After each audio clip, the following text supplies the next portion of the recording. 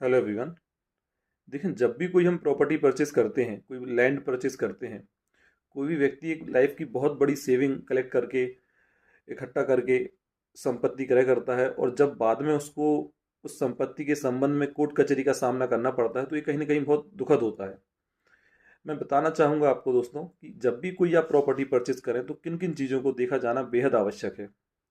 जब भी कोई आप लैंड परचेज करते हैं तो पास के ही जो भी जिस जिस भी जुडिशरी में वो आती है, आप पास के ही रेवेन्यू ऑफिस में जाएं। वहाँ पे कम से कम 25 साल का रिकॉर्ड चेक करें। बहुत बार देखने को आता है कि कई बार क्या होता है कि रॉन्ग एंट्रीज हो जाती हैं। रेवेन्यू रिकॉर्ड में अक्सर ही देखने को आता है कि कोई भी भूमि है, उसकी रॉन्ग एंट्री हुई, और रॉन्ग एंट्री होने के बाद वह दर्ज रही, और उसके बाद म्यूटेशन हुआ और किसी व्यक्ति ने विक्रय किया। तो कम से कम 25 साल पुराना रिकॉर्ड देखें आप कि कोई रॉन्ग एंट्री तो नहीं हुई है। इसके बाद यह भी देखा जाना बहुत आवश्यक है कि प्रॉपर म्यूटेशन हुआ है कि नहीं हुआ, और किस किस व्यक्ति को उसमें राइट थे।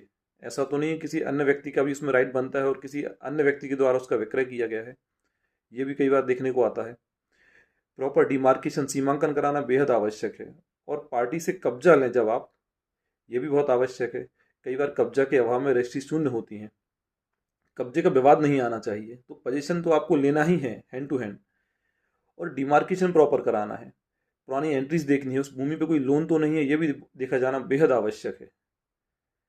और जब भी आप प्रॉपर्टी परचेज करते हैं तो विद इन पीरियड, बहुत जितने जल्दी हो सके आप उसका म्यूटेशन कराएं। म्यूटेशन कराना बेहद आवश्यक है। म्यूटेशन के अभाव में काफ़ी ज़्यादा केसेस आते हैं, और ये देखने को आता है कई बार कि किसी व्यक्ति ने कोई भूमि परचेज करी, अपना नामांतरण नहीं करा, जो पूर्व में जो विक्रेता था उसने पुनः उस भूमि का विक्रय किया। तो इस प्रकार की परिस्थिति का अगर आप सामना नहीं करना चाहते हैं तो पुराने रिकॉर्ड देखें, और पास के ही रेवेन्यू ऑफिस जाके, आप पटवारी से भी कंसल्ट कर सकते हैं, रेवेन्यू ऑफिस में जाके आप कंसल्ट कर सकते हैं, पुराने रिकॉर्ड देखिए।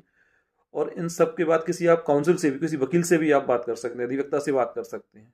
उसके बाद ही आप प्रॉपर्टी परचेज करें ताकि आप भविष्य के विवादों से बच सकें। Thank you so much.